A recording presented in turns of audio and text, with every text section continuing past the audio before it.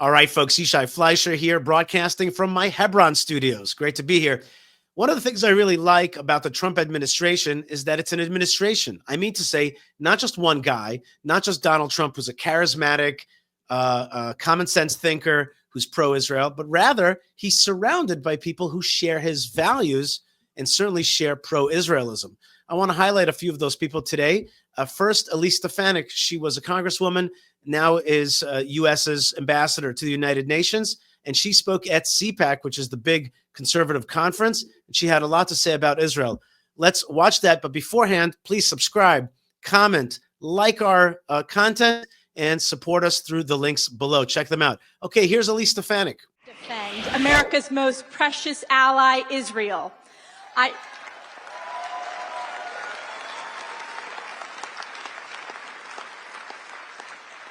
I led the charge to expose the rot of anti-Semitism on college campuses, and I will lead the charge on behalf of President Trump to root out the rot of the true den of anti-Semitism, and that is the UN. I think it's worth stopping here for a second and just saying, well, they're really saying things that were hidden for a long time. The UN is anti-Semitic. Just say it. Just make it clear to everybody. The UN is a den of anti-Semitism. Let's fix it. Let's stop paying for it. Makes perfect sense. And similarly, our college campus in the United States is being infiltrated by jihadists who are anti-Israel, anti-Semitic, and anti-the United States. There's all kinds of professors that are getting funky funding from bad actors to teach or really unteach the minds of future generations. That has to be stopped. And politicians are like doctors. They've got to root out societal ills. If somebody's funding hate in your country against and against your ally country, it's time to root that out. So thank you very much for speaking so plainly and clearly against the dens of anti-Semitism, American college campus, and the United Nations. This is important. This past week, we continue to see with crystal clarity that our fight to support Israel and eradicate Hamas is a fight between good and evil, light and darkness, life and death. The hearts of the world shattered to learn the horrific fate of hostages Oded Lifshitz, Shiri Bibas, and her two precious sons, Kafir and Ariel. The world must never forget that Hamas terrorists savagely murdered over 1,200 innocent civilians, including women, children, the elderly, and babies, and took hundreds hostage, committing unspeakable atrocities against humanity on October 7th and thereafter. And as we learn more about Hamas's evil murder leading to this devastating loss of life of these innocent victims, we must be reminded that this must not be Israel's fight alone.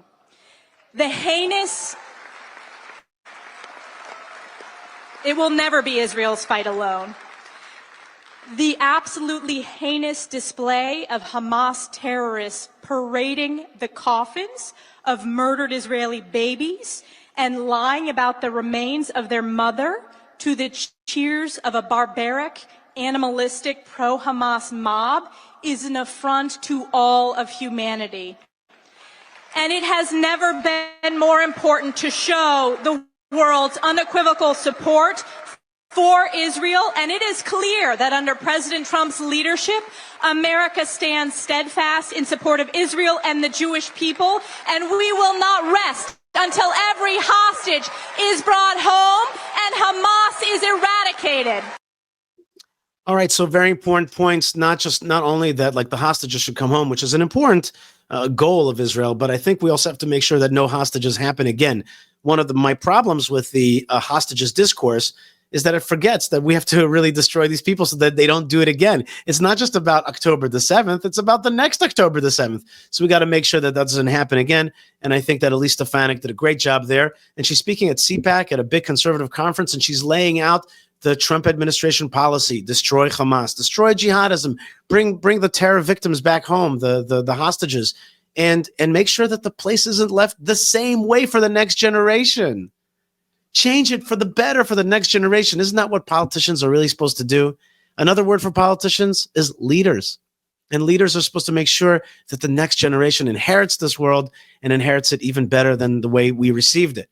Okay, Marco Rubio is the new Secretary of State, and he was at a joint press conference with Prime Minister Netanyahu. I skipped some of the stuff that he talked about in his introduction to get to some of the more meatier policy issues. Here's Marco Rubio. The president's also been very bold about his view of what the future for Gaza should be. Not the same tired ideas of the past, but something that's new, bold, and something that frankly took courage and vision in order to outline. And it may have shocked and surprised many, but what cannot continue is the same cycle where we repeat over and over again and wind up in the exact same place. Related to that, the president's been very clear. Hamas cannot continue as a military or government force. And frankly, as long as it stands as a force that can govern, or as a force that can administer, or as a force that can threaten by use of violence, peace becomes impossible. They must be eliminated. They must be eradicated. On the broader issues that we discussed as well is the questions in Syria. And while the fall of Assad is certainly promising and important, if Syria replacing one destabilizing force for another is not a positive development. And that is something that we will watch very carefully as we seek to craft our own strategy with regards to how to approach the events in Syria. In the case of Lebanon, our goals are aligned in the same. A strong Lebanese state that can take on and disarm Hezbollah. The common theme in all of these challenges is Iran. It is the single greatest source of instability in the region. Behind every terrorist group, behind every act of violence, behind every destabilizing activity, behind everything that threatens peace and stability for the millions of people who call this region home, is Iran.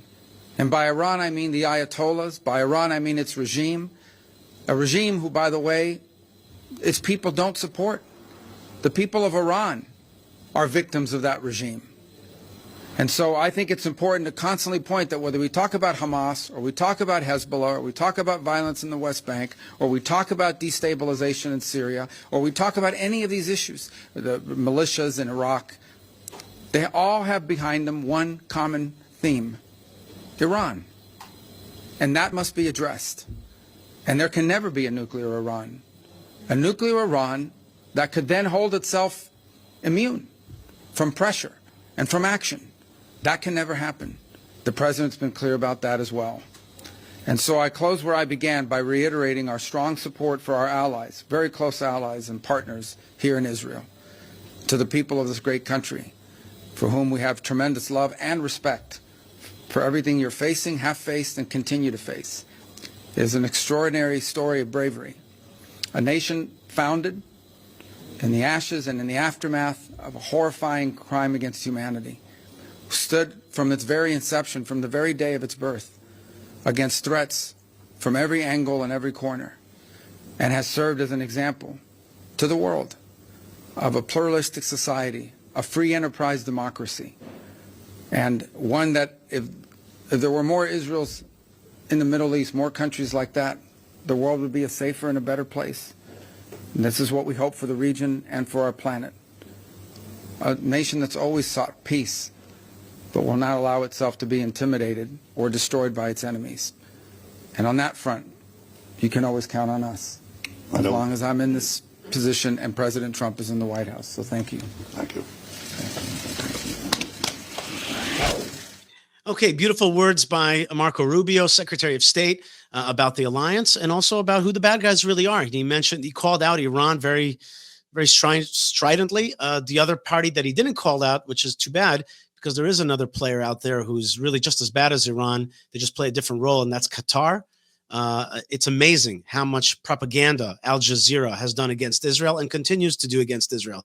If you think that those death pageants that Hamas is running are bad, the people who are broadcasting it to the world is Al Jazeera, and that is funded by, not just funded, it's a state-sponsored Qatari enterprise, and that is part of the hate against Israel.